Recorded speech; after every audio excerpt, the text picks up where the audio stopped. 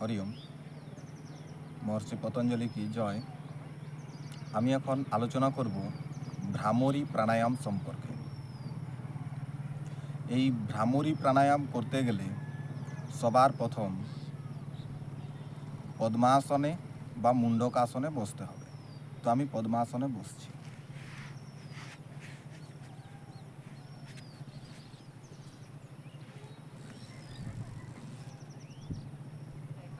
ভ্রামরী প্রাণায়াম এই নামকরণের কারণ হলো, এই প্রাণায়াম আমরা যখন করব তখন ভ্রমরের মতো গুঞ্জন বার হবে।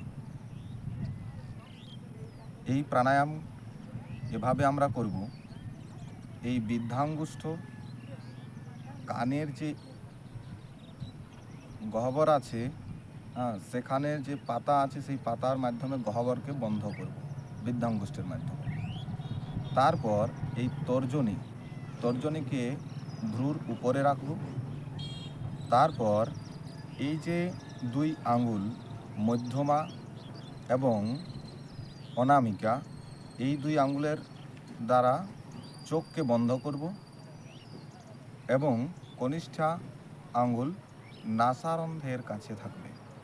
যখন এই প্রাণায়াম আমরা করব তখন শ্বাস গ্রহণ করে নেব এবং ওম উচ্চারণের মাধ্যমে সেই শ্বাসকে ধীরে ধীরে বার করব, অর্থাৎ রেচক করব।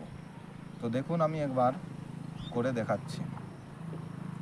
এই যে বৃদ্ধাঙ্গুষ্ঠের মাধ্যমে এখানে চাপ দিলাম,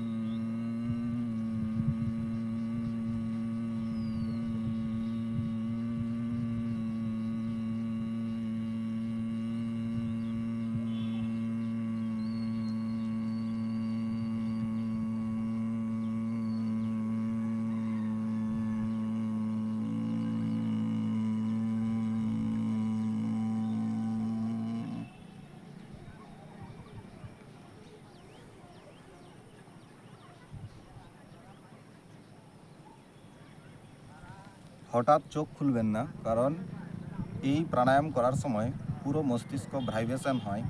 সেই জন্য হঠাৎ চোখ খুলবেন না, এবং যখন চোখ খুলবেন দূরে তাকাবেন না, সামনে তাকিয়ে পরে চোখ খুলবেন।